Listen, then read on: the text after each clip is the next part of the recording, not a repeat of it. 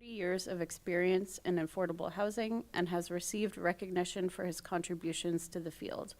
Joining Tim tonight is Rebecca McAvoy, one of TWC's project managers based in Eastern Ontario.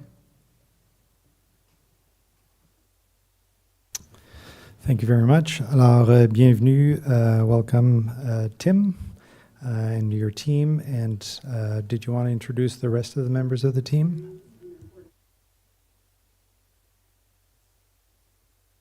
Sorry, Rebecca, 1 second. On est bon? C'est beau? Oui, OK.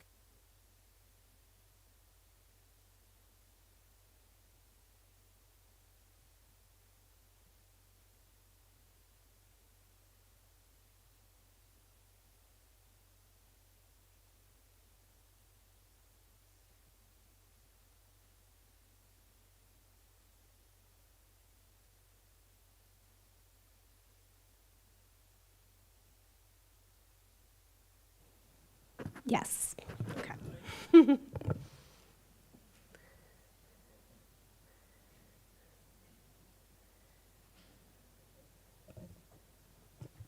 we should have the slide deck coming up in a moment here. So tonight we're having a special discussion with council and staff regarding the housing needs assessment and action plan for the township of Russell. So TWC was contracted to undertake some of this work and community consultation leading up to an action plan, following the excellent work of the Affordable Housing Committee locally. So it was wonderful to have their report to council from earlier this year to begin to familiarize us with the community even further and help us to have a great jumping off point for our community outreach. A French version of this PowerPoint is available upon request. So Alexis did provide a bit of an introduction around Tim Welch Consulting. So we do a lot of work across Ontario and increasingly in other Canadian provinces. We specialize in housing research and policy development, strategic and system planning, project management, and helping not-for-profits and other developers do retrofits, renovations, and new builds.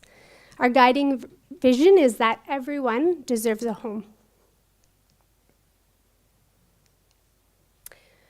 So we have a lot of things to cover tonight and a lot to discuss with council and staff. So we're kind of breaking the presentation up into 3 distinct chunks to really dig into the role of area municipalities in housing and the ways that the township can get involved, the housing needs assessment findings to date, and then key themes from community consultation so far. This tonight is also a part of our consultation, and then of course next week's open house. So as part of our work, we have 2 key deliverables. One is the housing needs assessment, which will assess current housing mix within the township, identify housing issues and gaps, inform the creation of solutions-focused strategies, and this will provide council with the data needed to make really strategic and data-driven decisions on matters of planning, zoning, policy, and programs. The Housing Action Plan, which will come before council in the fall, will provide customized strategies to increase both rental and ownership housing along the entirety of the housing continuum, and triage strategies to assist staff and council in short and medium-term action. So we began work with staff in March with the project kickoff, research and data collection. Since April, we've begun to do this community consultation and outreach, which we'll speak to more tonight.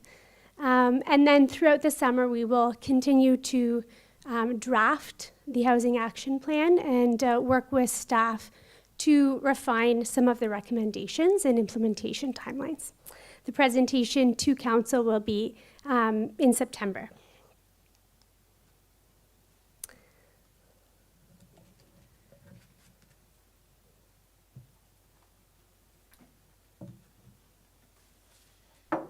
Thanks very much, Rebecca.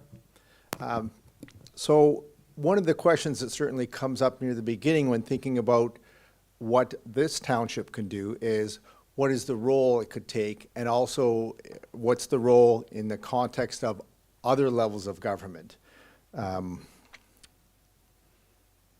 It's the red. Thank you.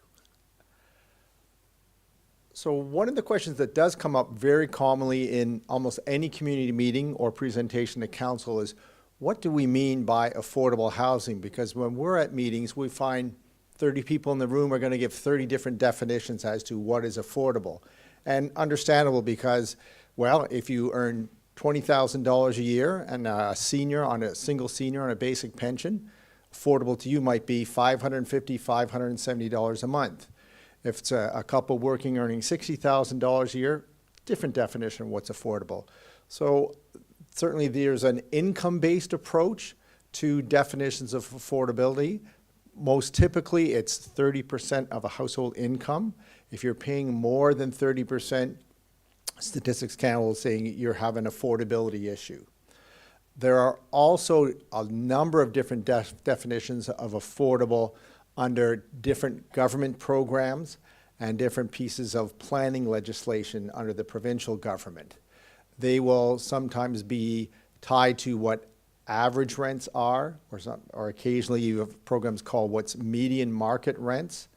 And that housing typically can be, that level of affordability often will be more if someone's working at a modest income. Sometimes the phrase attainable housing, sometimes workforce housing. So we've delved into both aspects in the research today. So under provincial planning law, there's something called the provincial policy statement, and it offers its own definitions, and the work that the municipality has done, as long as many other municipalities, around the issue of defining affordable gets tied into the definitions that are in the Planning Act. So for defining what affordable housing is, it's again either the least expensive of not paying any more than 30% of your income towards housing, or if the purchase price is at least 10% below the average purchase price of a resale home in the municipality, in the local market. And if it's a rental situation and you're renting, it's defined as, again, either not paying less than 30% of your income on rent, or if the rent is at or below the average market rent in the community. So this is one set of definitions that your municipality and municipalities across Ontario have to consider when looking at the question of affordability. When we look at housing needs in any community, there is often referred to a housing continuum. People have a whole range of needs, and there's a variety of types of housing. To people who are literally homeless, some might be couch surfing. They don't have a place of their own. They might be able to stay with friends or stay with relatives for a while, but don't have their own private dwelling. There are often people in different municipalities have to stay at an emergency shelter when they're between finding accommodation and don't have something they can move into.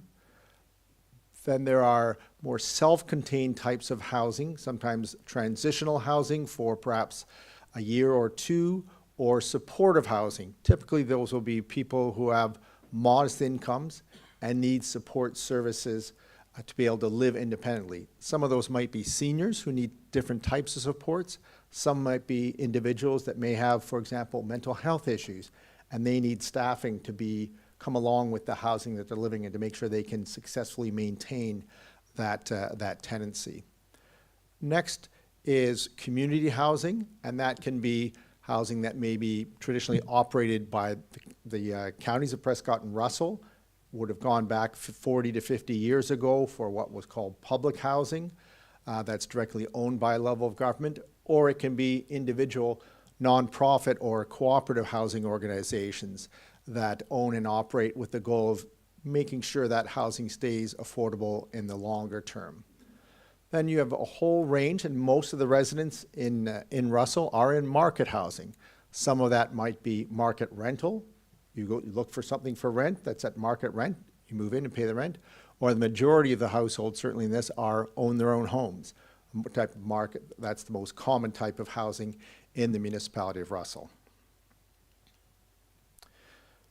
And it has been challenging even for us who work in the housing field regularly, but certainly for residents and levels of government that aren't regularly involved in housing programs to keep on top of the changing roles of different levels of government.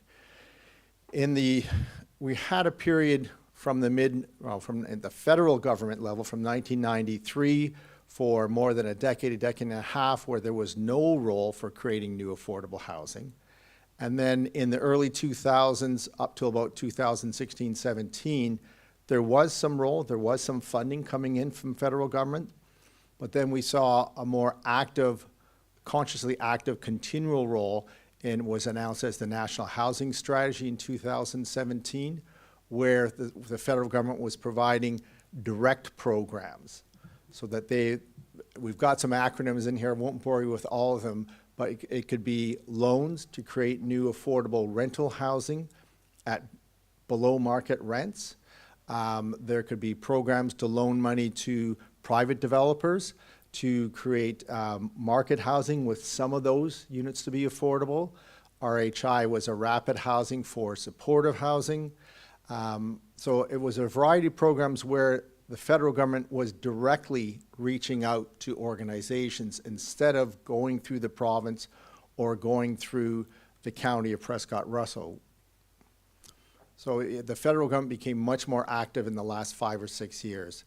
They've updated programs a number of times over those 7 years, and what we find is in a number of area municipalities and organizations within area municipalities think we should go to the county because the county is responsible for housing.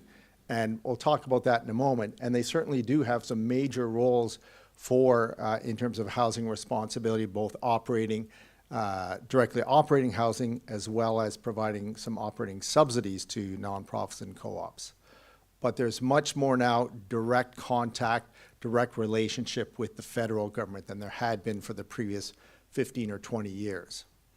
We even saw most recently in the federal budget in April, I'm sure many people are aware there was a lot of high-profile announcements about different activities from the federal government, offering the potential for more land from Canada Post offices or offices, land that's no longer needed by armed forces, for example, in some communities, to extending some of the low-interest funding programs for more years, announcing there will be further extension of what's called the Rapid Housing Initiative. So a lot of high-profile announcements that I think we are going to be seeing that continuing activity from the federal government. We are aware, of course, there are federal elections that do happen periodically, and sometimes government policies change with those.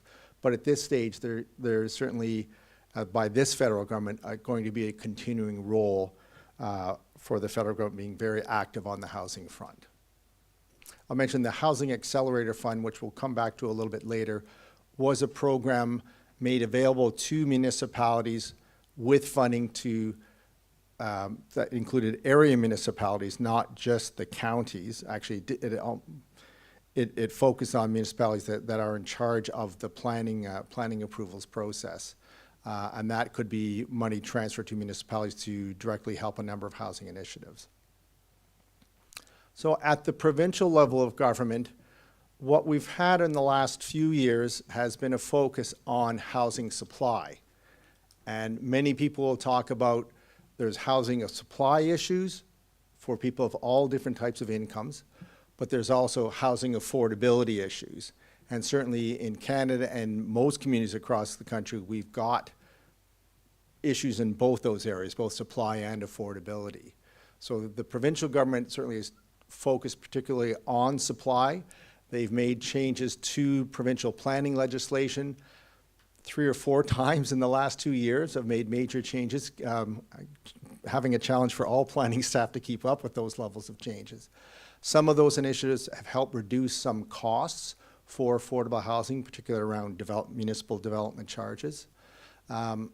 and they've set goals for trying to have 1.5 million homes created across the province in the next 10 years, an ambitious goal that is going to take cooperation from all levels of government to happen.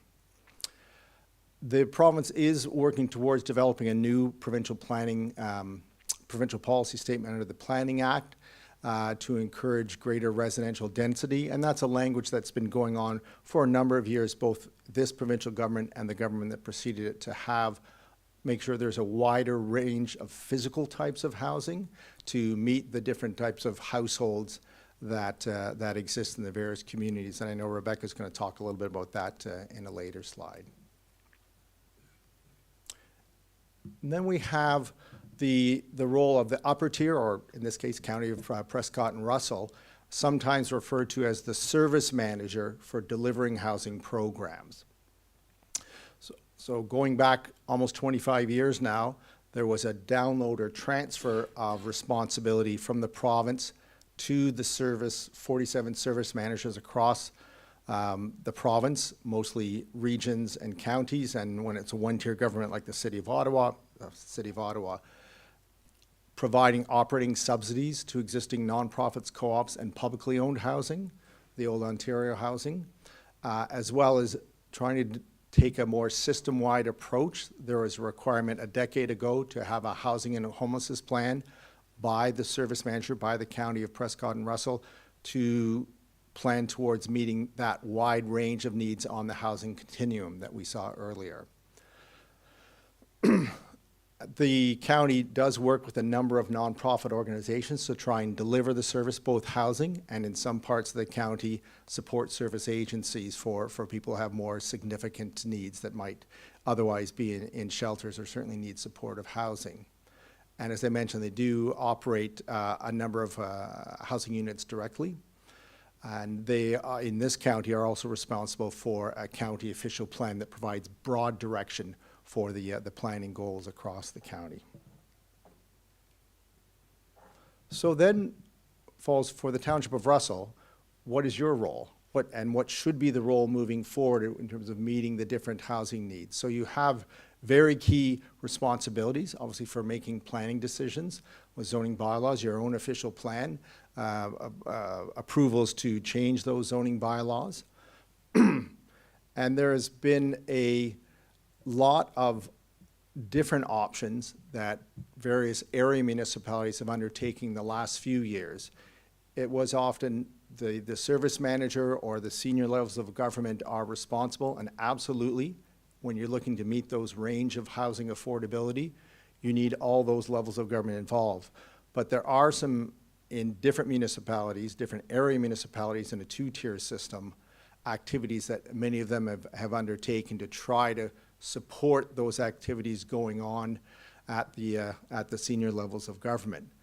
Everything from trying to get a little more density, and density can be a relative thing. That doesn't mean you're going to have 50-story towers in Russell, but maybe that means a little bit more townhouse, stacked townhouse, and low-rise apartment buildings structures than what you have right now, with those being somewhat more cost-efficient than single-family homes. There have been some municipalities, and this was touched on in the report led by councillors earlier this year, of financial incentives. No, you're not going to have grants to say we're going to provide hundreds of thousands of dollars for new affordable housing necessarily, but there is many municipalities, including municipalities your size and smaller than your township, who have brought in what are called community improvement plans under the Planning Act that can provide sometimes small help during the initial planning stage of a new affordable development, or it can provide relief from some of the municipal fees that you would otherwise collect. So that's an option. Not all, but some municipalities have brought in. If you're looking at an affordable development, and again, considering the range of affordability, are there different ways that you can move forward to try to prioritize the planning approvals? Although Rebecca will touch on, did get positive feedback already on the good level of turnaround for planning approvals at the municipality. Some of it can just be making connections. you have the best sense on the ground, you and members of the community, whether it's the local builders, developers you work with, members of volunteer organizations in your community, about trying to bring people together to create collaborations, or I'll say small P partnerships, to make things happen. And that, again, I think that happens best at the local level, quite frankly. I touched on the community improvement plan as an option. Developing secondary units. ADU is accessory dwelling unit, for those who don't have all the acronyms memorized, and sorry about that, they slip in sometimes. But having someone, there's provincial legislation that now allows up to 3 units in a single family lot or a single family home as of right. So some people have added an accessory dwelling unit either in an existing home, or it could be in a garden suite in the rear part of a house. So making sure your local bylaws support that kind of initiative, and promote it in different ways to make sure, because it is a little something different. So is there something the township could do along those front? The importance of continuous outreach and education, of saying we do have a range of needs in the community. Yes, almost 80% of the households own, which is great in terms of that housing stability for those homeowners.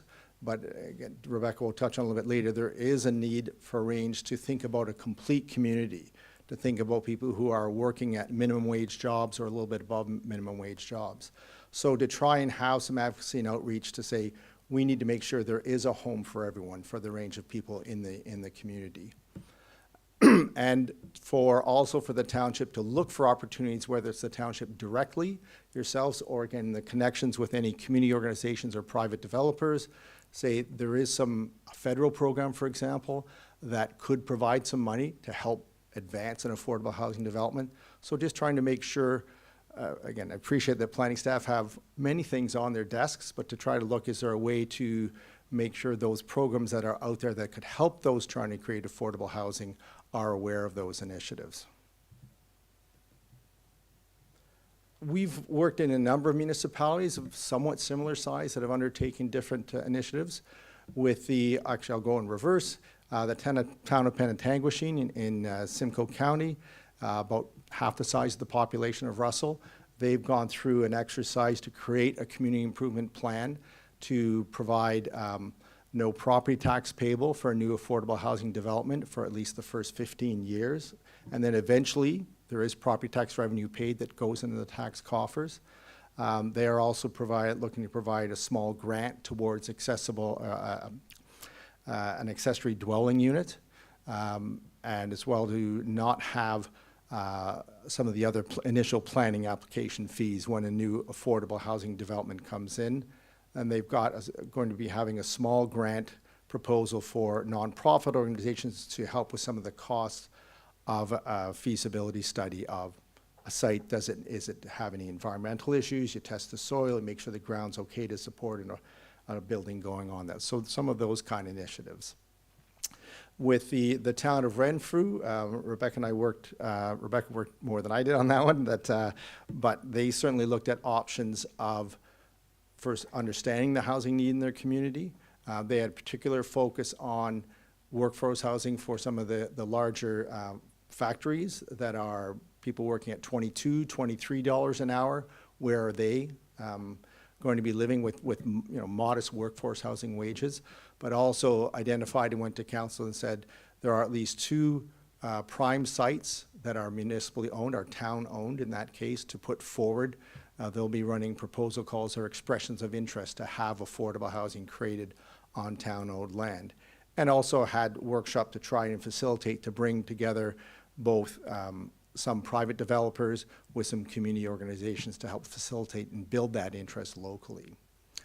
The town of Collingwood, slightly larger, about 25,000 population, they've undertaken a detailed housing study in the last couple of years. They actually have put resources in to hire a staff person, even though they are not the service manager, but they have a housing staff person, and to try to help facilitate.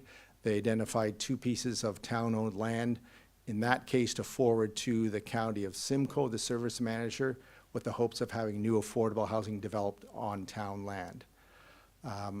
So they also have launched a proposal call just recently for up to $25,000 for new nonprofit organizations to do some of the initial legwork for trying to figure out if a new affordable housing development worked. So I've talked a fair bit, actually, but maybe I'll pause as I try to get this to move forward and see. We want to break up the discussion to see if there's some of the ideas that we've touched on that you think these are opportunities or things the township may consider in terms of trying to meet some of the different housing needs in the community. Thank you very much for excellent presentation. So members of council, we've got two councillors here who have quite a bit of experience in putting our plan together here, or the study here, so I'm interested in getting feedback from you without putting you on the spot. I don't know how much experience I have, but I'm very enthusiastic. So I'm learning as I go. So I was pleased to be part of the housing committee that ran last year and developed the report, which ultimately had 6 fairly specific recommendations that we saw as promising, and about 50 other. There was a whole list of things that was kind of the we don't know what we don't know pile. We don't know if our township is already doing these things. We don't know if they're no longer relevant due to legislation changes, et cetera. So just to position where I'm coming in this conversation, and kind of pointing to those different promising policies or practices that we've seen in other lower tier municipalities such as ours, I'd say that I would support an exploration of all of these approaches and a collaboration between the experts here on your team, Mr. Welch, as well as our staff, and perhaps even collaborating with the counties a bit and the service manager in terms of what is the most appropriate for Russell Township. I don't want to get too far ahead in your slides, but I saw a lot of great detail that you go into in terms of the Russell Township factors that to bear in mind with our demographics, our community size, et cetera. So I appreciate that. And in terms of your specific list there, I do get quite curious about the CIP approach. That's one that I've been looking into and have seen examples in other municipalities as well, of all sizes. So that was one of those 6 recommendations. And the other one that I often wonder about is the Habitat for Humanity sort of plug and play. They're such a great partner for so many different communities across Canada, and have worked in our region here in Eastern Ontario with smaller communities such as ours recently. So that is one that I just see as unique and shows great potential for a very specific, community rallying sort of project. It wouldn't be moving the needle in huge ways in terms of the challenges that we're facing here, but it means something. It's quite symbolic when a community rallies around a community build such as that. It can certainly build enthusiasm and a lot of good community support. Exactly. The bonusing, this is more of a question, so I'll just put it out there. I am curious about development charges for infill, and this idea of bonusing, or maybe that doesn't relate usually specifically to development charges, but that's something I'm very curious about, as well as how are we encouraging developers to undertake infill projects that bring some more density into our village cores, and our development charges reflecting our preference for that at this point in terms of hitting those density targets in our official plan, or are they perhaps not incentivizing in the way that we would want to see it? Is that a mechanism for incentivizing, I guess, is a question that I'll just leave there. Merci beaucoup. Conseiller Lalonde? Yeah, lots to think about and digest. Brings back memories of the work on our committee. In no particular order, you know, we talked earlier, or you talked earlier about, you know, more stacked housing and more intensification, but we realize as we do a little bit of that in our township, it doesn't seem to be achieving the desired result. Having friends in real estate, hearing about the smallest, newest, but smallest bungalows in Russell last month selling for $869 and $879. I think of driving down some of the streets in Ottawa, those war homes that were built after the Second World War. These homes are not much bigger than them, and they're going for $879. The townhouses, you know, are going for $689.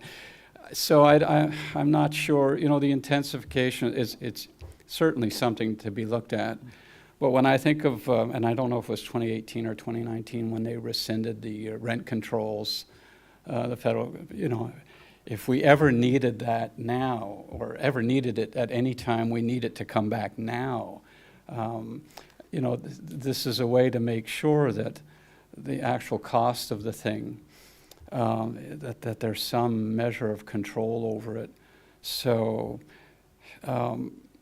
we talked about one of your earlier slides. I think that the bullet that struck me the most, because we've been talking about it, Councillor Deacon and myself, this facilitate partnerships between public, private, and nonprofit. I think this is where we really need to go next in our township. We talk about, and Rebecca knows this, we talk about community wealth development. I don't think if we wait for a developer to do something or Habitat on their own to do something that we're going to get to where we want to go. I think we need a community movement, maybe through a non-profit, and certainly this collaboration partnership. I think we have to work on that side of things in a big way if we want to do something meaningful. And I think the CIP that Councillor Deacon talked about, I think is a big piece here as well. I feel the same way. A community improvement plan. It's where maybe we get in part to where we want to go with our own idea of community wealth development. I think we're all responsible for what's going on in our township, and I used to say a few years back, you know, that certainly the developers own the land, but certainly residents have to think about it in terms of us owning the community. Mm-hmm. And if we want to see that change, we have to be part of that change. And we're hoping to get Habitat for Humanity back out there. We went and saw their project last year in Kempville. It was very exciting for me, very inspiring.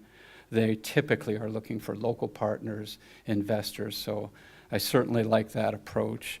And we have, we've talked about it of late, I mean, we have a very powerful cooperative movement mm-hmm. in our township as well that we should be leveraging as much as we can. I don't even know that we've talked to them. I probably should have talked to them in the course of working on our own affordable housing strategy, but we already have some assets here.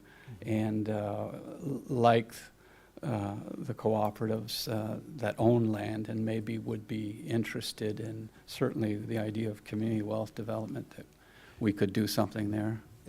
If I may, Councillor, just to pick up on that point, last Thursday at the Cooperative Housing Federation of Canada's National Conference, the federal housing minister finally announced detail to something that was announced at a high level 2 years ago in the April 2022 budget. There is $1.5 billion announced for cooperative housing across the country. It's a large number, but when it's spread over 4 years across the entire country, it's not a huge amount.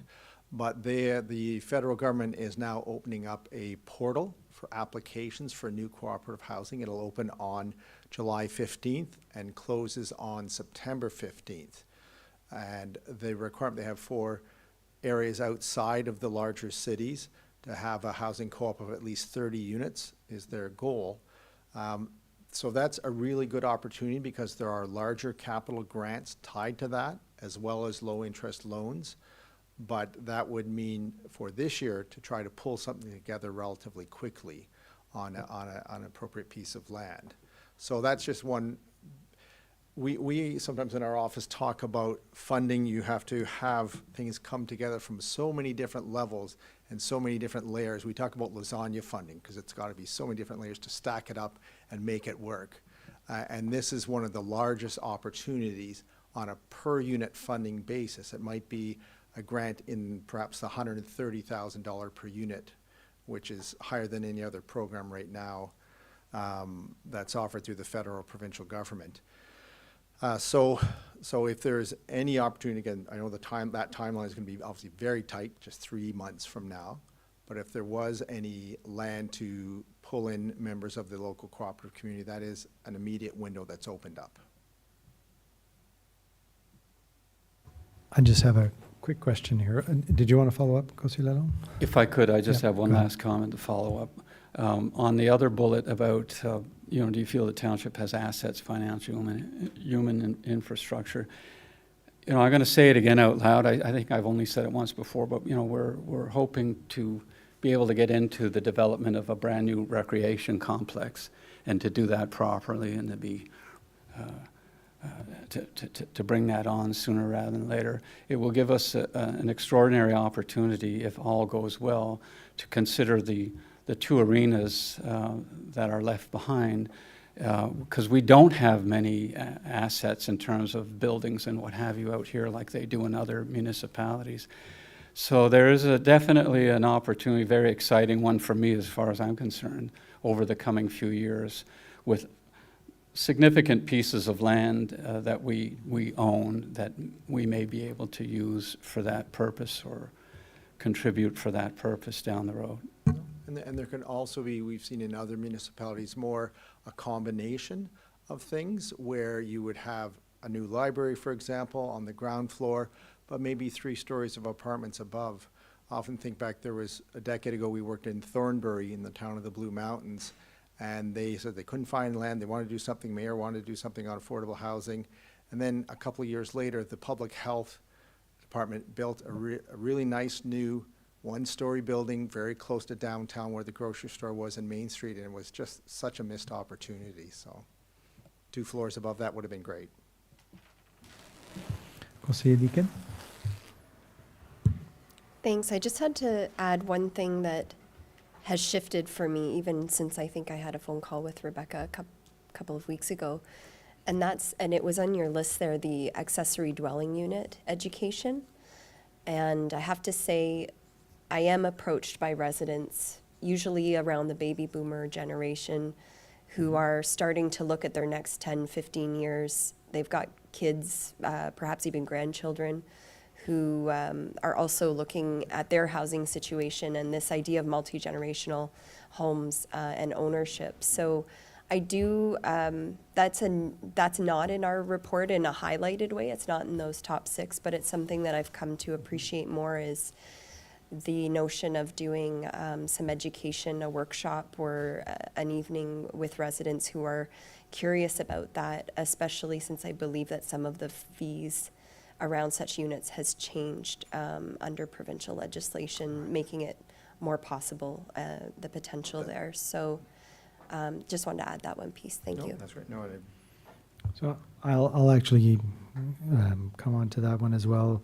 I actually had a resident that tried to do that. The process was so complicated, they ended up giving up. So I think there's a lot of opportunity around that. Je pense que c'est des bonnes opportunités. And have, simple processes around infill kind of development, I think would certainly help in that area. I had a question, and maybe this is more for Monsieur Dagenet. In terms of the tax holiday incentive on affordable housing, from a municipal perspective, I mean, our budget is our budget. We would just collect, the difference would be collected through the other residents, right? So a tax holiday per se, the value, it's the whole community supporting the affordable housing, correct? Am I understanding that correctly?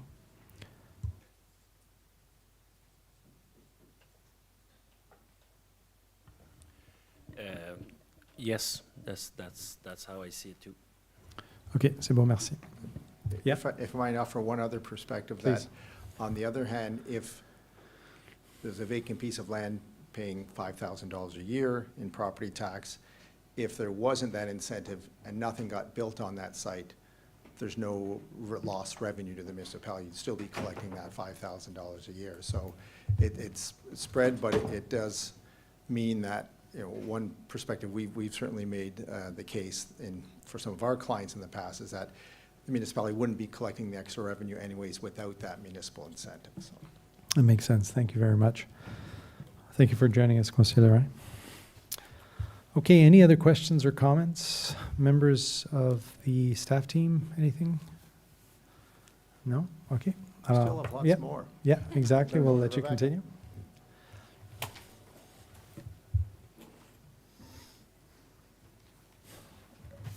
So now we'd like to speak a little bit about the housing needs assessment findings to date.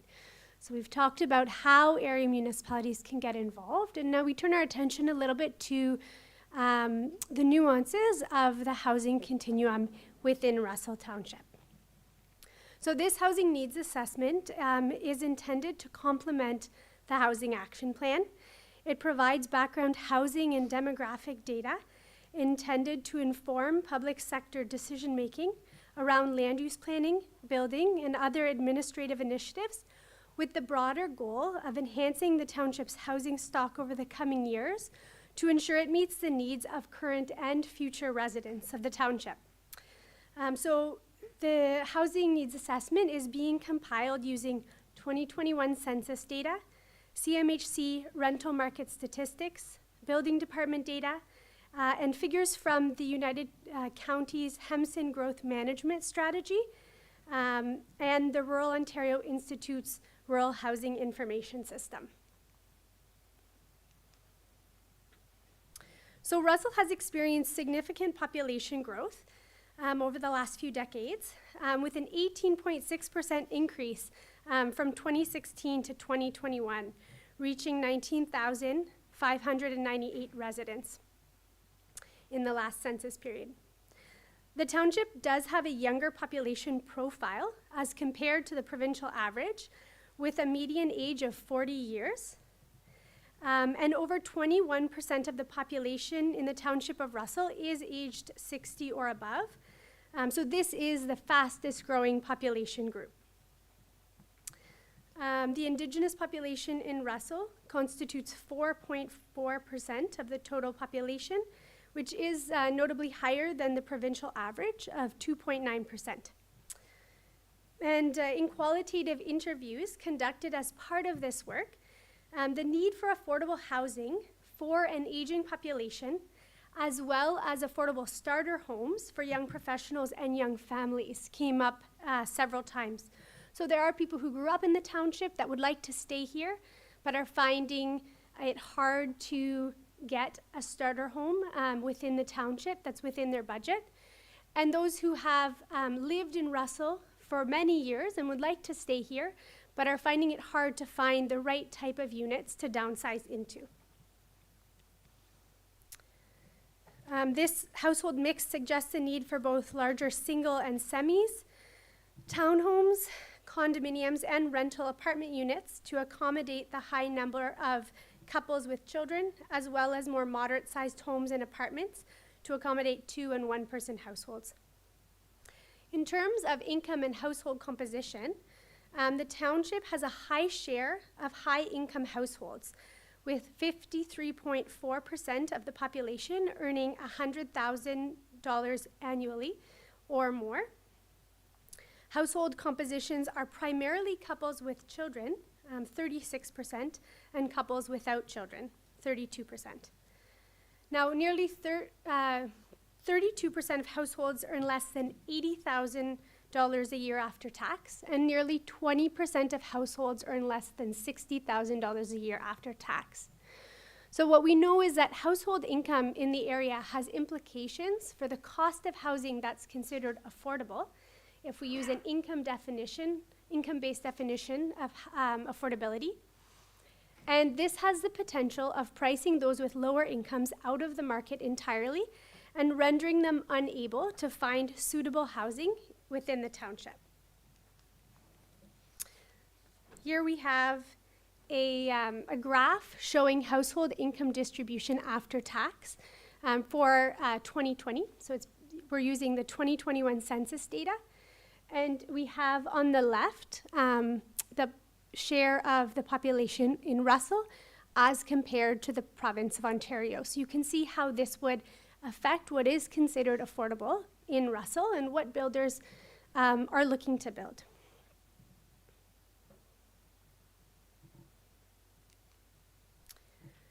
So as of 2021, Russell had 7,225 private dwellings, with 79% of those being single detached homes. There's a notable deficiency in 1 and 2 bedroom units, despite significant demand from smaller households.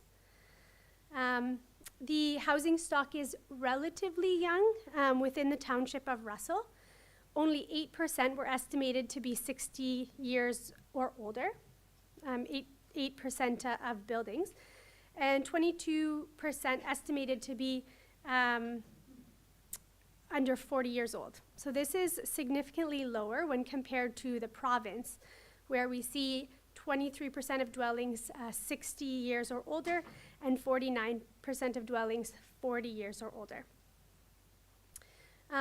Per the 2022 Hempson Growth Report, so this is one that was commissioned by the United Counties in preparation for their new official plan. They identified that the housing stock within the township of Russell is expected to grow to 9,210 units by the year 2031 and 11,550 units by 2046. So much growth is expected, and this puts the township at a precipice of deciding how do we kind of massage this growth from a planning perspective, a zoning perspective going forward. Per provincial planning directives, including the provincial policy statement, most of this housing growth will be directed to settlement areas, whether that's through residential intensification and infill projects or new development on vacant land within the designated growth areas. Now, the Hempson Growth Report found, based on housing growth projections for the township of Russell and the typical unit per hectare densities within Russell Township, there's actually a deficiency of vacant land within the designated growth areas, equivalent to around 1,962 units. So this identified a deficit in the land area needed to accommodate the township's long-term growth projections, and it led to 2 recommendations in this growth report.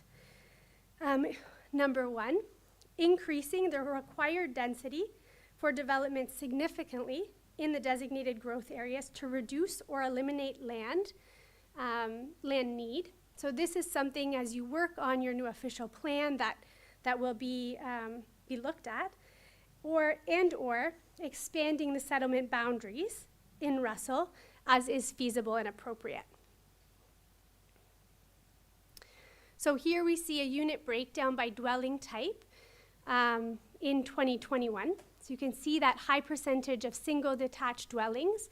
And from this kind of breakdown, it's evident that the number of units per hectare would be quite low as compared to other townships within the United Counties.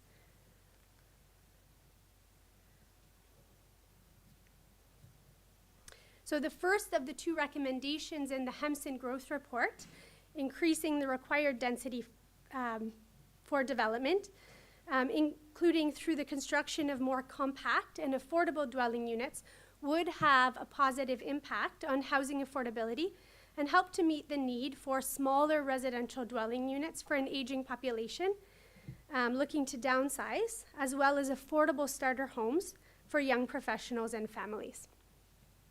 Just to highlight some of these affordability challenges, when we look at 20% of the local population making under $60,000 a year after tax, it really puts a pressure on households within this demographic group to be able to find housing that meets their needs. So in order for a housing to be considered adequate, it needs to be affordable, safe, and suitable in terms of household size. So enough bedrooms for the number of residents in that household.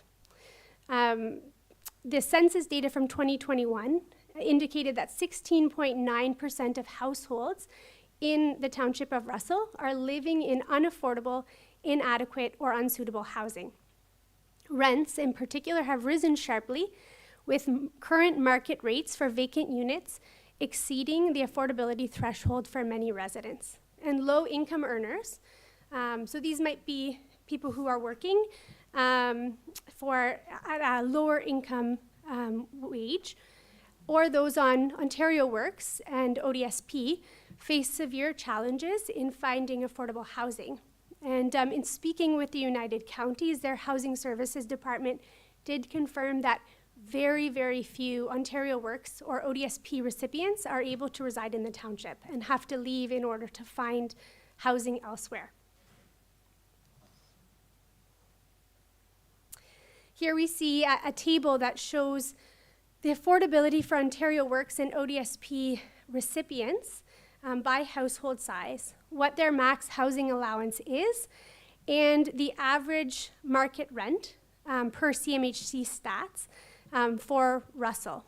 The first two there have an asterisk beside them because we had to use Eastern Ontario and surrounding area data from CMHC just due to the low sample size. We couldn't get an average price.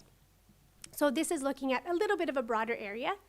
But we see, and this is a conservative view, we will talk about current rental listings and those price points in Russell.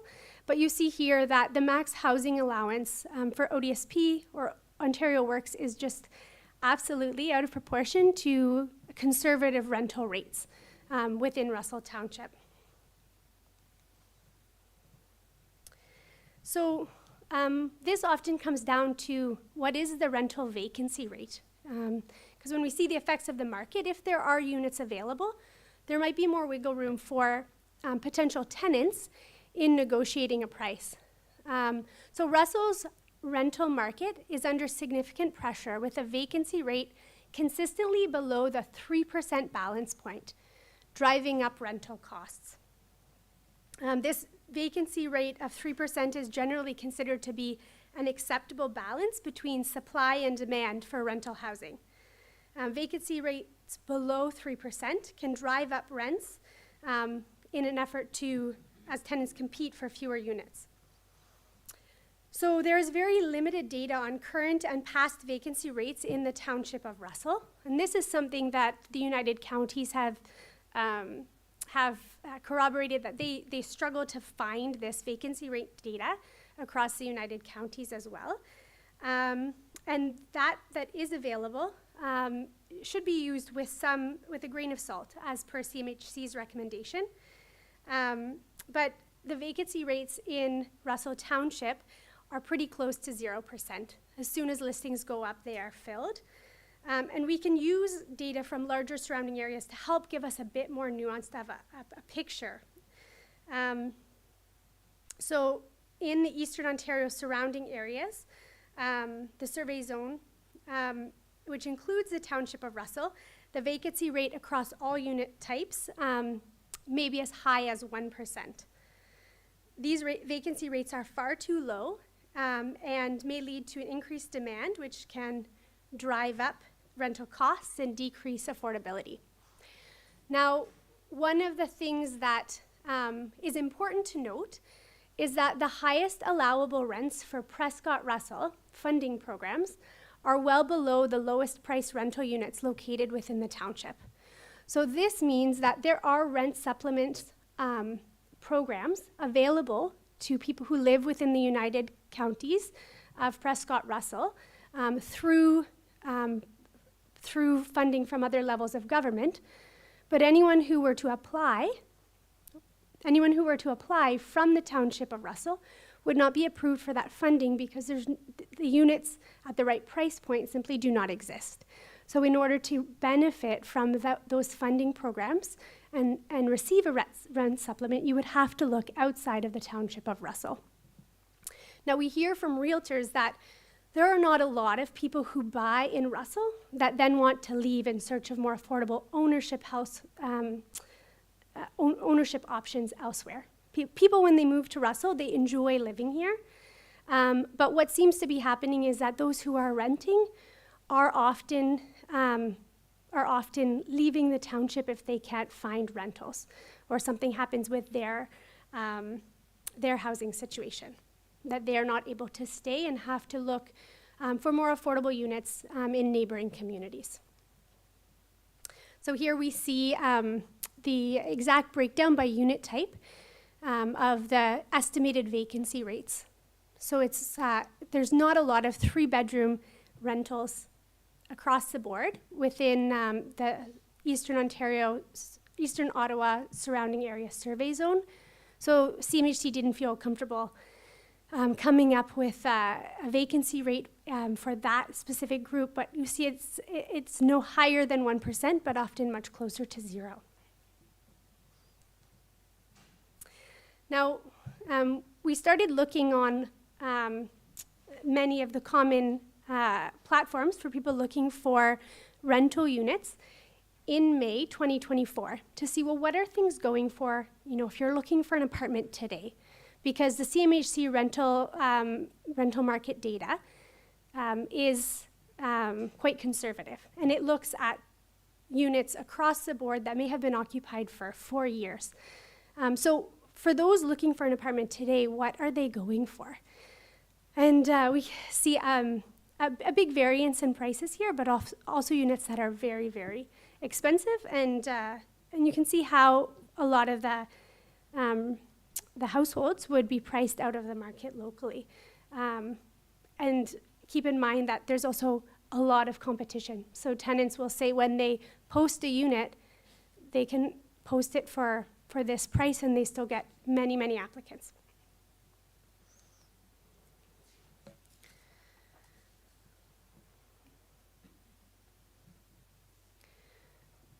So in terms of non-market and supportive housing, there are, within the Township of Russell, limited non-market housing options available, primarily for seniors, and there are very long wait times for available units, particularly the non-market ones.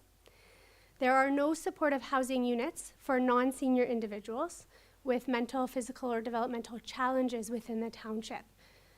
And this was something that we heard quite a bit in our interviews. And no non-market units exist within the township for families, nor for non-senior adults. So the number of non-market units for seniors is limited. The wait time is often 4 to 5 years. And if you don't meet that criteria to get on the seniors wait list, then you have to look elsewhere if you need a non-market unit, because they simply don't exist within the township. Individuals on the county's centralized waiting list for housing wait many years before receiving a call, and often need to leave the township in search of suitable housing outside of Russell before they end up at the top of the list. So we see an urgent need for non-market housing options, including additional accessible non-market units for area seniors. In terms of service manager supports, so these are programs that would be administered by the United Counties of Prescott-Russell. They oversee a portfolio of social housing programs, but they do face challenges in meeting the needs within Russell due to the high market rents and the criteria around their programs, as dictated by other levels of government. Now, the transient nature of homelessness and the lack of emergency shelters within the counties as a whole further complicate support efforts, and the challenge of transportation in a rural community. As noted before, the highest allowable rents for Prescott-Russell funding programs are well below the lowest priced units within the township, and as such, no households benefit from that program within the Township of Russell. 0. We also see that people who may be living on a lower income may face challenges if they need to access support services that are based in Castleman or Hawkesbury. So that transportation adds another challenge for folks and could be an incentive for people to look for housing in those communities as opposed to Russell, just to mitigate against the challenge of transportation. So kind of zooming back out and looking ahead at what can Russell Township do. As you plan for the continued growth in the township, and we look at a housing stock that's expected to grow to 9,210 units by 2031 and 11,550 units by 2046. You really are at a unique opportunity where you get to kind of look at that housing mix, the entire housing continuum, and then also the type of units that you want to encourage. Per the provincial policy statement, most of the housing growth should be directed to settlement areas, whether through residential intensification or infill projects. And so this really gives you an opportunity as you go through your official plan review, look at your zoning bylaw and say, how can we incentivize this? How can we tweak things so that as we work with local builders and developers, we can really ensure that we're getting a mix that meets the anticipated needs of all residents of the community. In speaking to many of the local builders, they are already seeing the impact of the market,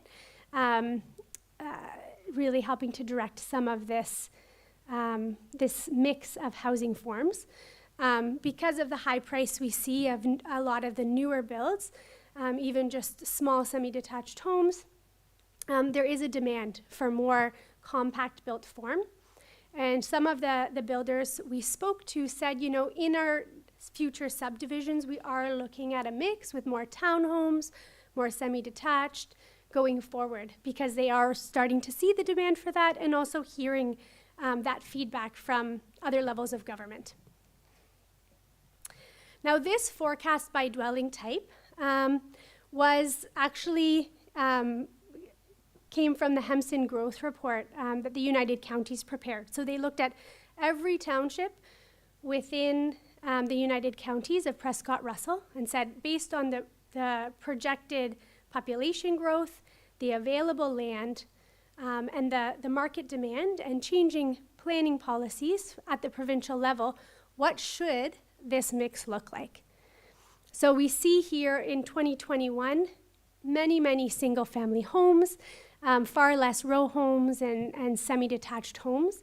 And if you look down to 2046, you see a different distribution of the type of units available. So this is something that staff have and that the United Counties has shared that can help kind of direct the work in the OP to kind of set the stage for some of the more compact built form going forward.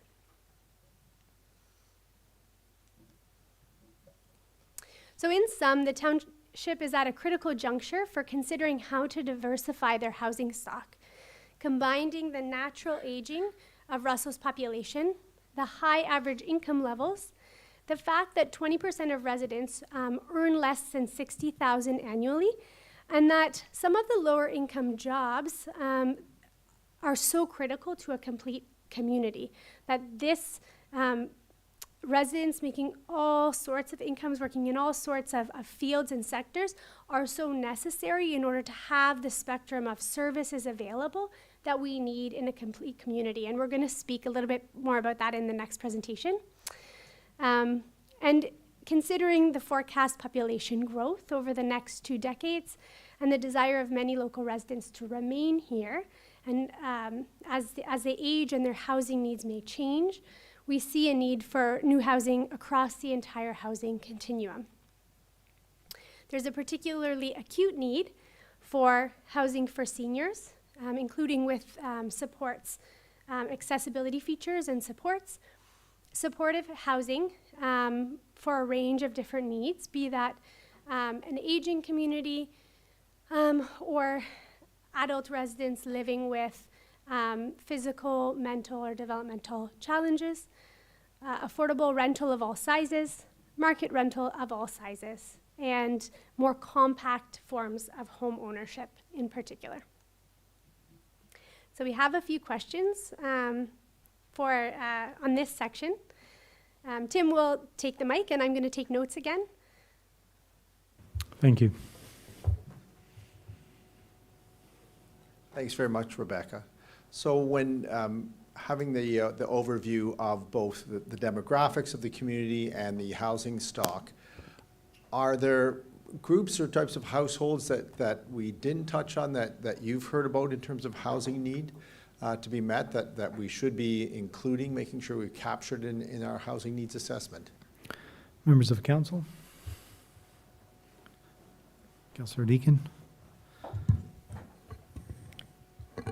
I think that multi-generational family question comes up for me, but I can appreciate that that's difficult to quantify because it would largely be driven by push and pull factors for different families, right? So it's difficult to define.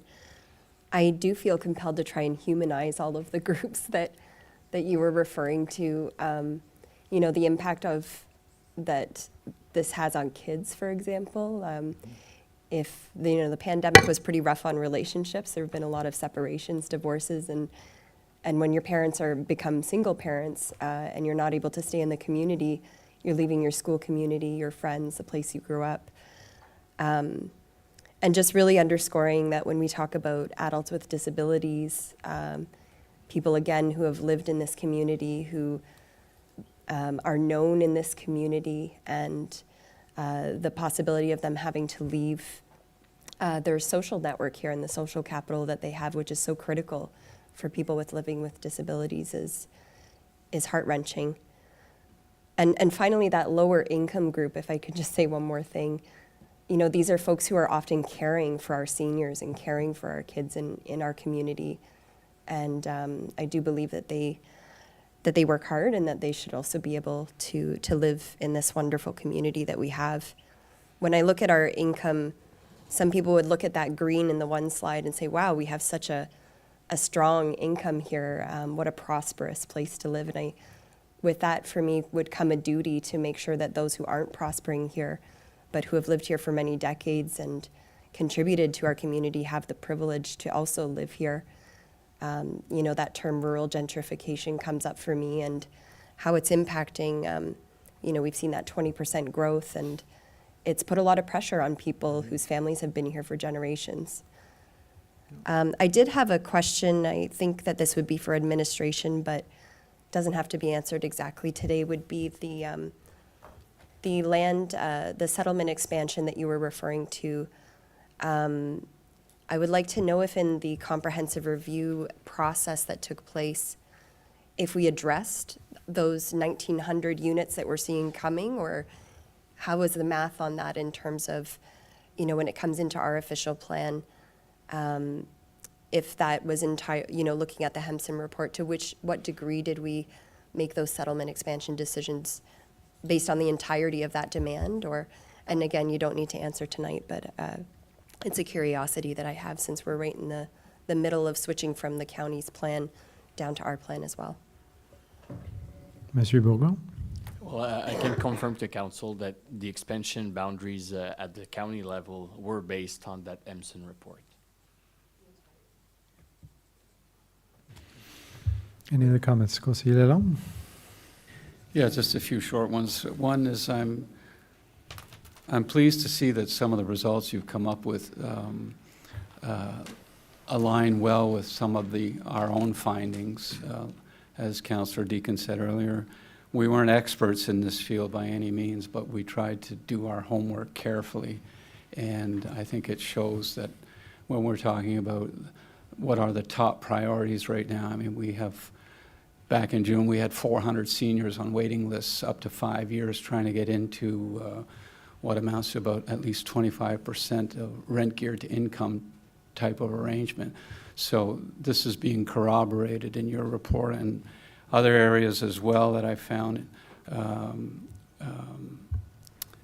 refreshing or help to strengthen some of our own conclusions We talked earlier, you were using acronyms like ODSP recipients, that's Ontario Disability. We have a lot in our community. Most people wouldn't know who they are, but they're working in our grocery stores, and they can't afford to live here. They're all living in arrangements through apartments or out of basement apartments in people's homes. We have our own partners, Valorous Foundation, who spoke to our Affordable Housing Committee way back when, pointing out that, you know, they do buy properties and develop apartment buildings for people with developmental disabilities who need supported living, can't find anything they can afford in our township. So some of our own residents, as Councillor Deacon said earlier, are having to leave our community to go get those services in Hawkesbury or Castleman. And I think we, again, back to community wealth development, we have an obligation to support those people who work in our communities, pay taxes here, even do volunteer work for different community groups, that we have to find a place for them here so they can stay. And that goes for the seniors who are also leaving, because if something comes up in Chrysler or Kempville, then they're going to leave to go there. Same for people, friends of mine who developed Alzheimer's, who couldn't get any kind of services here or long-term care. They've had to leave. This is something we have to look at through that lens of community wealth development, and we have to find a way to keep our residents here for as long as they want to be here. Thanks. No, very much, Councillor Lalonde, in terms of that phrase of a complete community is really important. And I think for Councillor Deacon's comment, certainly in some of the interviews that Fatima and Rebecca carried out for daycare is an issue that came up. So you may have a household that's, you know, as a decent middle income household, but is looking for daycare, and if daycare workers are being paid $23, $24 an hour, then where are they living in terms of to provide that support that's needed to be part of a successful complete community? Thank you. I just had a question in regards to the non-market housing and how it fits into to the demographics. So is it fair to assume that our strategies and how we can tackle this are going to be very different for that, like the non-market housing versus the market housing? It would be I feel like I instinctively feel that this is where a municipality can do a lot more. Am I wrong in that? In the market housing side of things? Non-market. In the non-market housing. There certainly can be a number of activities that we touched on in the earlier section through that facilitation, trying to make sure any organizations get the support, get connected to some of the more larger types of funding and financing available there.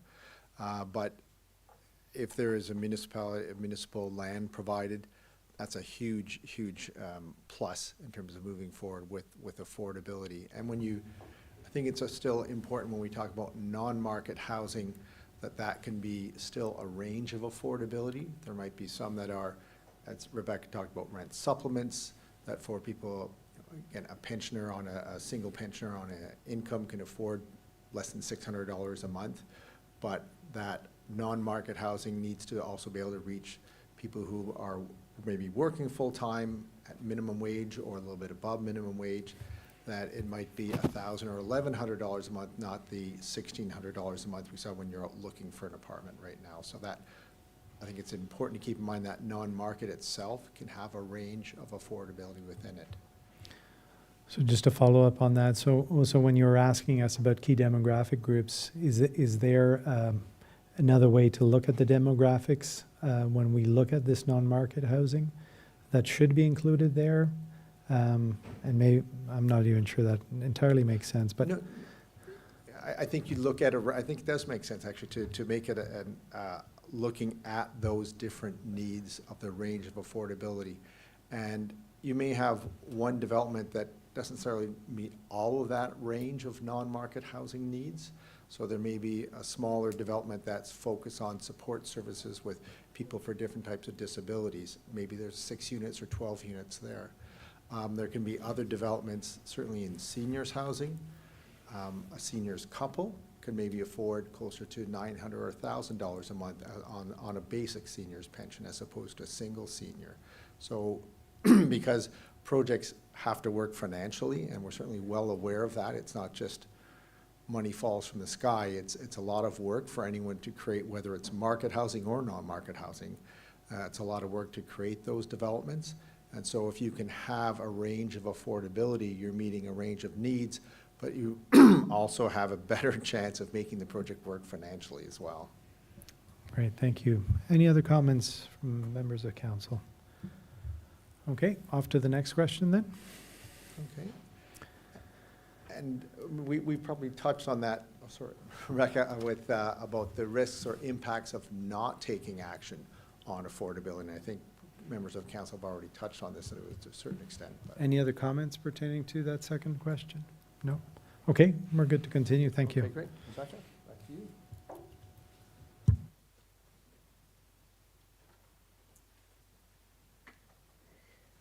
So in this last section, we'd like to provide a bit of a highlight to share some of the things that we heard through our community consultation. So this list is not going to be exhaustive, but just to share some of the things that are coming up. We, of course, are just partway through this community consultation and have an open house next Tuesday night right here from 6 to 8 p.m. So we welcome everyone in the community that wants to get involved in this discussion further. So far, we've held 12 key informant interviews with 15 different individuals across many sectors in the community. We have spoken with members of township staff, United County staff, members of the Affordable Housing Committee, and local community leaders. We spoke to a few local builders and had email correspondence with many others. We spoke to staff at Maison Interlude and Centre Eugène Forget, and then have the open house scheduled for next Tuesday evening.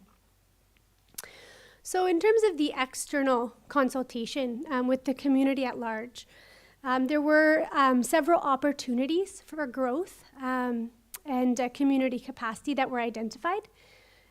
Builders and developers are keen. In some communities that we work with, there's a shortage of trades, there's not a lot of capacity among local builders, and that's certainly not the case in the Township of Russell.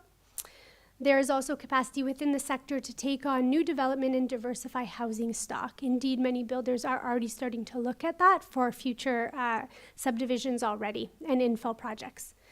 As well, as Councillor Deakin mentioned tonight, there's a rich history of cooperatives in the area, or Councillor Lalonde, and I know we have spoken about that earlier, that can be tapped into. And as Tim mentioned, the federal government has just announced co-op housing funding as of last week. So there's going to be more discussion and more movement within the co-op sector in Canada over the coming months and years, which is really, really exciting to see. So a lot of opportunity in that area for community members involved in local cooperatives. Even if they haven't historically delved into housing, maybe they're farming cooperatives, a lot of the same principles apply, and we see oftentimes a lot of crossover between different cooperatives groups.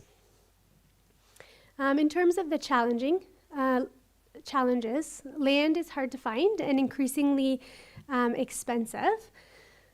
The available funding programs for non-market housing can be complex and hard to navigate. So we heard this from some of the not-for-profit housing developers in the area. And they said, you know, it is challenging to build our capacity, navigate these programs, the reporting, and put together the kind of the lasagna layers to make a project viable. So having support from the local municipality, the United Counties as well, is key in making their projects a go. The pre-development phase is often lengthy and costly. We did hear from builders, both private sector and some of the not-for-profits in the area, that they acknowledge that the pre-development process in Russell is much faster and more affordable as compared to the city of Ottawa, but it still can be a big challenge for for-profit developers and not-for-profit developers to work through those pre-approvals. So anything that can help to expedite and streamline the process from a municipal perspective is very welcome for local builders. We also heard from some projects that have already worked through their pre-development work or their construction that having to pay development charges for affordable units was really hard and kind of disappointing for them, because there were other areas, municipalities, that already were starting to waive those development charges. Now, the provincial rules around that have since changed around development charges for affordable housing. So that's something that that staff will already be looking at and will change going forward for those building affordable. But it did pose a strain on some of the local not-for-profits at the time. Now, we spoke a little bit about childcare in the last Q&A.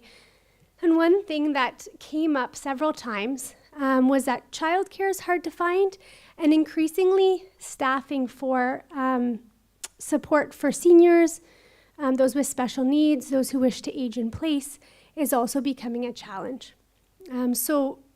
Though there's a big demand for seniors housing, long wait lists in the township of Russell, some of the local senior centers, both for-profit and not-for-profit, are hesitant about their capacity to expand because of the lack of staffing in the area, the lack of personal support workers. So this is, key as we talk about community wealth development, having a complete community with services for all. We need to ensure that those who work in the area supporting our seniors are able to live in the area too. In terms of the role of non-market housing, not-for-profit housing providers are open to doing more if there's assistance available by way of land, by way of fee waivers. So a CIP, bringing that up again, could be a good avenue to help with this.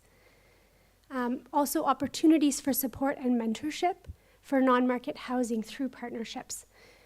Now, this could come between different agencies within the township or within the United Counties, connecting different people who have walked through the process, and the municipality could be of support in that way. It could be supporting or connecting not-for-profits with local builders who have navigated the process. Rebecca, I'm just going to stop you for a second. So just cognizant of time, we will have residents coming in for our next meeting that starts at 6. And so if we could try to wrap it around 1:45, that'd be fantastic. Absolutely. Okay? Thank you so much. And then for internal consultation, in speaking with staff and council members and United County staff, you have a great opportunity in the fact that you're currently in the midst of an official plan review. There's an opportunity for density targets to be brought in line with the province and the counties. CIP is emerging as a promising next step, and can also assess the highest and best use of old arenas should they become available in other sites.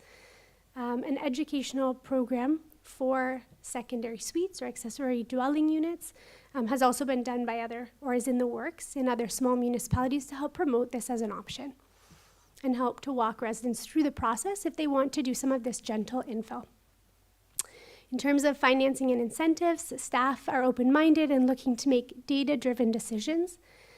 The land deal with Maison Interlude, we heard both positive feedback from both municipal staff and Maison Interlude.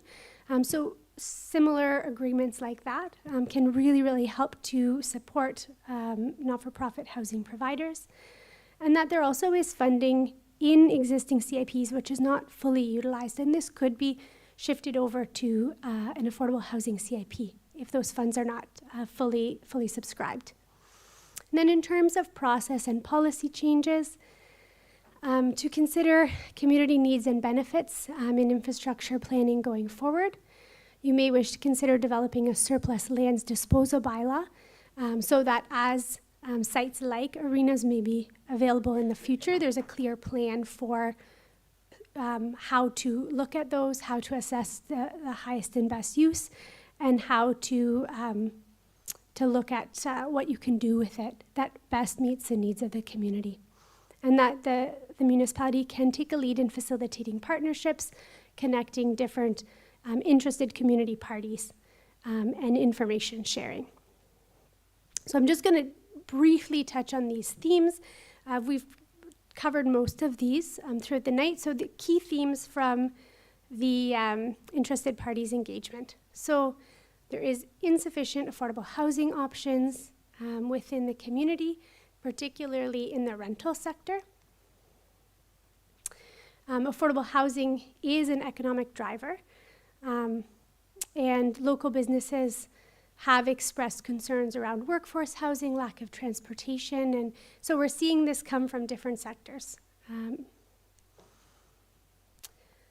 That there's an opportunity in streamlining bureaucratic administrative processes and reducing fees. So this can be done through the CIP, through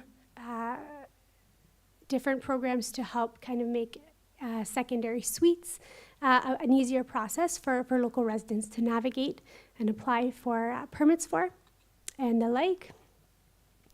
And then providing diverse and suitable housing options. So encourage through the official plan and zoning bylaw, diversity of housing options across the continuum, leverage the history of cooperatives in the area, and that you can look to best practices across the province and across the country, such as the home share model, Abbeyfield Canada, Habitation Partagée Morelia for inspiration, and as mentioned tonight, the local habitat build in Kempville, and then find local champions and organizations that can help to make these a reality.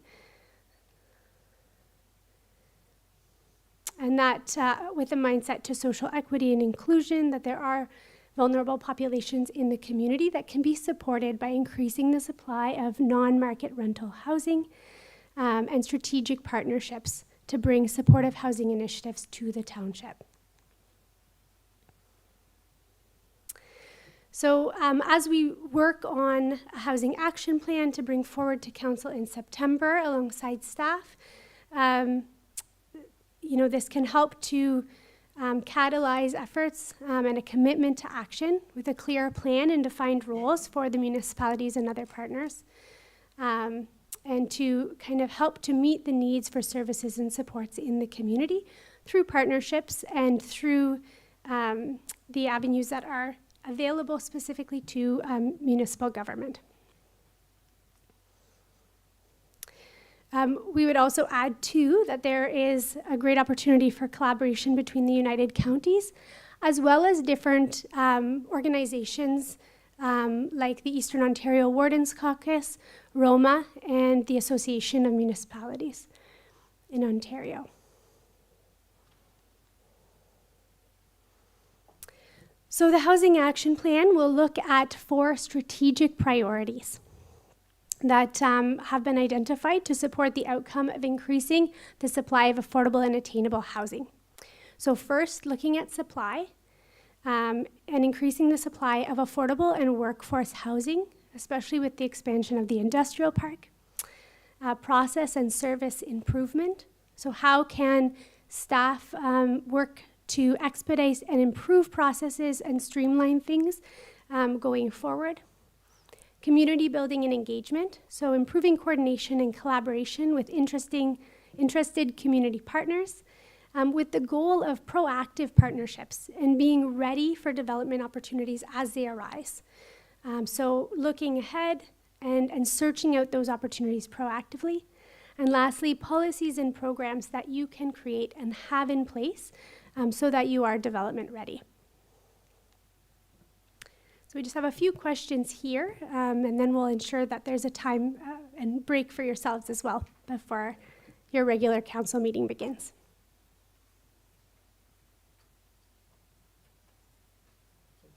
to mention, to look for further comments from council about any other opportunities you think it's important that we didn't cover. We thought we covered quite a range, but certainly there could be some other issues or housing needs that councillors think are worth noting in terms of our work and noting for the community.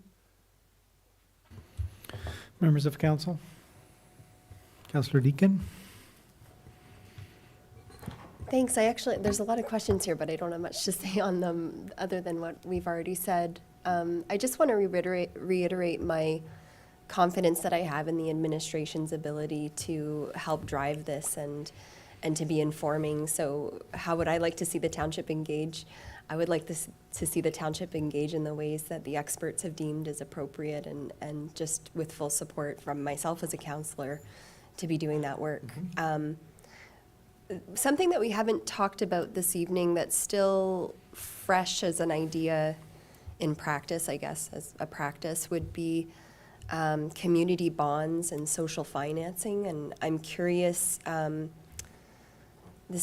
in Ottawa now they have a trust that has recently launched something called Housing Forever Bonds or something Yep. that community members invest into. And similar to Councillor Lalonde's comments about the strength of the cooperative culture here, we also have a very strong credit union culture as well. And so I'm not sure in Ottawa if there was a role for the municipality in that way, but I think any discussion, especially looking in the next 5 years, let's say, for affordable housing here in Russell Township, I think any discussion that doesn't mention something around social impact bonds, financing, would be a mistake perhaps. So just wanted to put that out there. Okay, no, there's been a number of good examples lately of community bonds, and some in Ottawa, the example of having some of that funding going towards preserving housing that's had been in the private sector to be, not-profit sector to be permanently affordable. Thank you. Yeah, Councillor Lalonde. Just quickly, yeah, on the discussion points, I don't have much to say either that hasn't already been said. I go back to the previous slide and I look at number 3, community building and engagement in terms of the strategic direction forward. I think that'll be the biggest challenge, probably the most exciting. I think the other bullet points are achievable. It'll be the community building and engagement. I'm grateful for council. You know, a couple of years ago when we brought the idea forward of striking an affordable housing committee to come up with a strategy. So I know council's fully engaged here and supportive, and staff as well are interested in what we're talking about here, to be sure. I think we have a great opportunity with the new official plan that we're working on to add language there that probably has never been there before. So an exciting opportunity, and again, staff are aware of that, having heard from us this last year and now with your good selves. So it's an exciting moment for council and our staff, and I think the timing couldn't be more perfect to do something meaningful here. Merci, Conseiller Lalonde. I think in addition to that, I would say that it aligns really well with the strategic plan in the sense of wanting to be a bold leader in this, certainly in this direction. Councillor Lauren. Thank you very much. I think there's one piece that still is a miss to me in this, in that if we talk number 3 as an example, but if you look at in your discussion point the last bullet, and you talk about engaging with concerned parties, developers, advocacy groups, local businesses on the matter, there's a big group that's missing, and that's the rest of the municipality, the rest of the public. I've chaired the planning committee for over a dozen years now, and I've sat on council for many years, and whenever we talk about changing zoning from an R1 to an R2 or an R3 zone to allow for row housing, townhouses, multi-residential units, there is a significant outcry against it. So it's great that we have all this engagement, but there's also another side of the community that needs to be engaged to ensure that there isn't that not in my backyard approach, that has come up time and time and time again to fight against these types of projects. So I just want to make sure that we're still understanding that there's, you know, if it's something that it's in need of the community, but it's also the community needs to accept it. And if they don't accept it, then, you know, as a representative of a community, and they don't want something, then we have to listen to that. So it's a double-edged sword when you're looking at it. I just wanted to make sure we also thought about that side of the equation as No, well. I think that's an excellent point. You're absolutely right. Members of our team have certainly been at community meetings over the years where certain developments weren't wanted. Absolutely, that's the case. And the importance, I guess, a couple of things is through the work, we'll get further feedback next Tuesday at 6 o'clock here from all kinds of members of the public, and that'll be good to get the input. You're right, some things don't come up until a specific proposal comes forward. Then you may get the pushback. But I think it is also important to stress that what you're looking to try to do in supporting that range of affordability is for the community, is for a homeowner's parents, or mother, or a daycare worker for the homeowner, to try and, I'm not saying it's always easy and always successful, but to say this is why. It's not just a intellectual idea about affordable housing, it's about meeting the actual needs in the community and why that makes it, why those needs exist for the residents here in the community. But it's an ongoing education process, absolutely. Perfect, thank you very much. So I think that ties in nicely to the open house coming up. Councillor Lauren's last point, that will give an opportunity for our public to engage at this, and we hope to see a lot of residents. Alors ça va être mardi prochain. As part of this meeting, we do have a question period on meeting of the day. So if I can just, we'll just sit down and we'll ask any of our residents that are here today if there are any questions. So questions must be related to the item on the agenda. Before asking the question, please fill in your name and address on the sign-in sheet. If you wish to receive a response from a member of the council or staff, please leave a phone number and email on the sheet. State your name before asking your question. Disclaimer: by asking your question during council meetings, you're consenting to be part of a live broadcast, not in this particular case, and that the official public recording of the questions proceedings. So any questions from members of the public?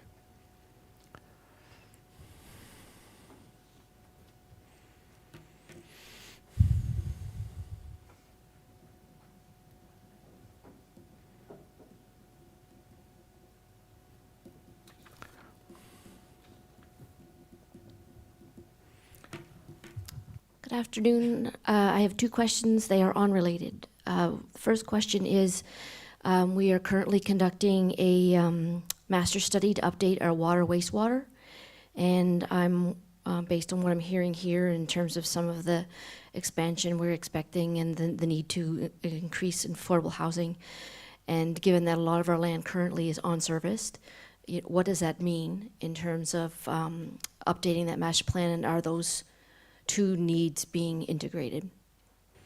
It doesn't need to be answered this evening, just a question. Thank you. I will ask Monsieur Bourgon. Merci, Monsieur Maire. So as we're doing all exercise at the same time, yes, everything's being considered to not overlap, but everything working together at the end. Okay, that makes sense. Merci. And my second question, unrelated to the first, is a lot of communities, particularly smaller communities, are investigating the use of tiny homes as a point of entry. And I've seen some small communities be very supportive for various reasons, and also some communities be very unsupportive for a variety of reasons. I'm wondering where we might land, or if that's been discussed as part of our thinking. Thank you. I think at this stage, and correct me if I'm wrong, I think all options are open at this stage while we're going through this process. So I've heard about these as well, and I think they're very exciting. So we'll see where that goes.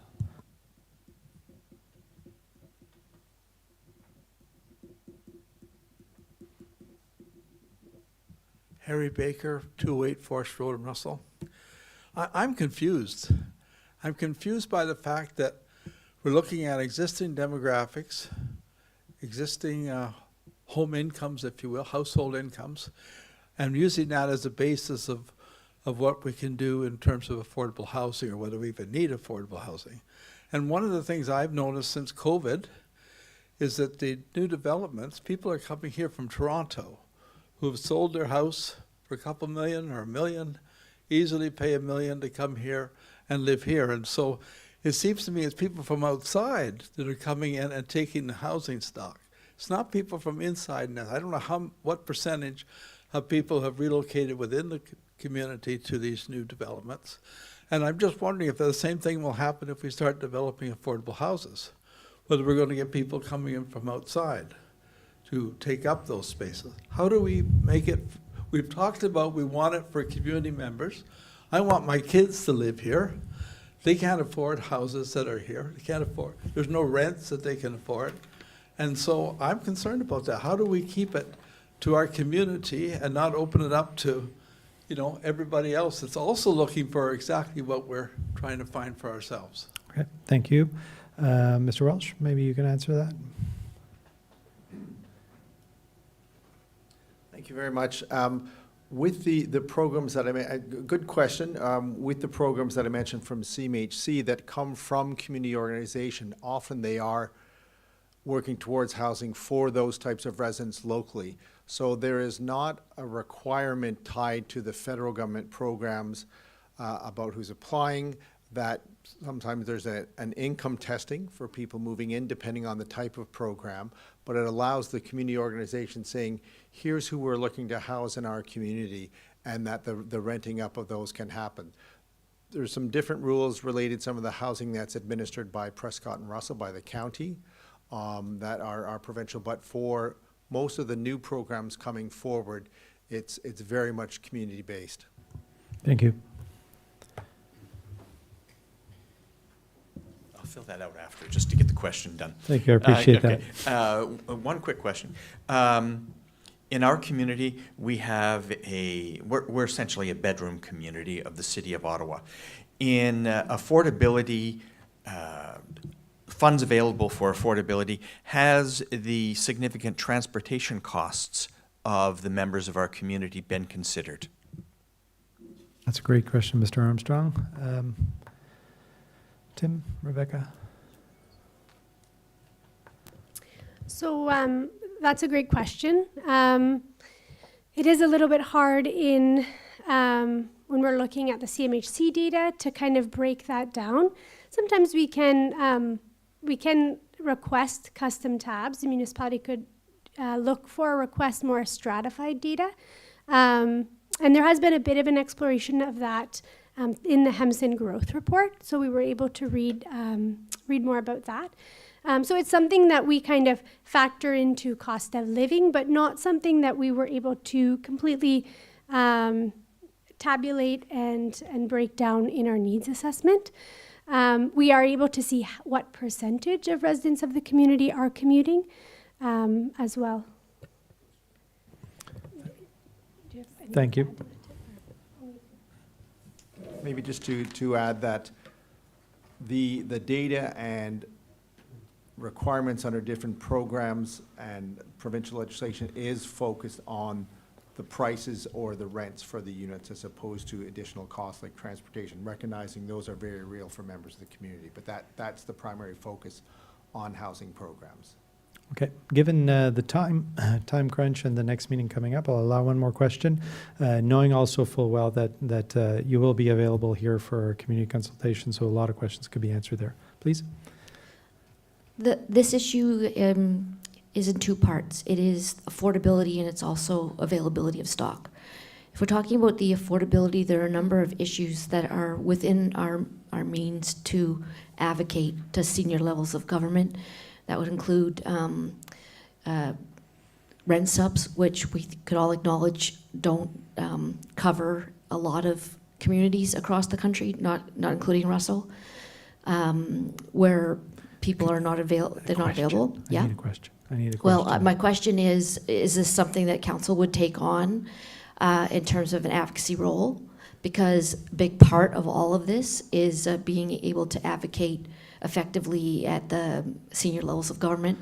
Things like rent subs, things like ODSP and Ontario Works are not, they are not of the level that allow a lot of people to access housing, even if we had the units? I think, again, at this stage, we're gathering the information, and we will receive recommendations, and from there, I think we'll be able to, council will be able to make those decisions on how far we're willing, or how far we can go. Councillor Lauren?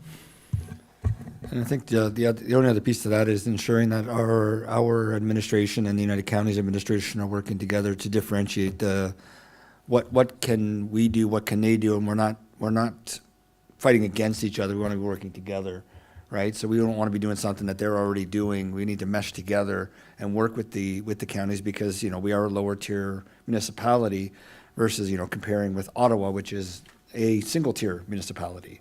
So we just need to make sure we're not tripping over ourselves if the United Counties are already doing something on that. So. Fantastic. Any final comments from anyone? So we hope to see everyone at Open House on June 18th from 6 to 8 p.m. So we'll go to resolutions. Que le Conseil reçoive le rapport PD 2024-23 daté du 10 juin 2024. I need a mover and a seconder. This is moved by Councillor Lauren, seconded by Councillor Deakin. All in favor? Thank you. La prochaine réunion publique ordinaire du Conseil aura lieu lundi non, la publique ordinaire du Conseil aura lieu dans 10 minutes. Wow. OK, merci. Still a newbie here. Alors, règlement de confirmation, que le règlement 2024-047 étant le règlement pour confirmer les procédures du Conseil lors de la séance extraordinaire du 10 juin 2024 soit déposé et réputé, lu en première, deuxième et troisième lecture et adopté. Et ceci est moved by Councillor Deakin, seconded by Councillor Lalonde. All in favor? And we need a motion to adjourn. Do I? No, that's it. So, okay, so our next meeting will start in about 10 minutes. We've got an exciting crowd that's coming in. Looking forward to seeing everyone. Thank you.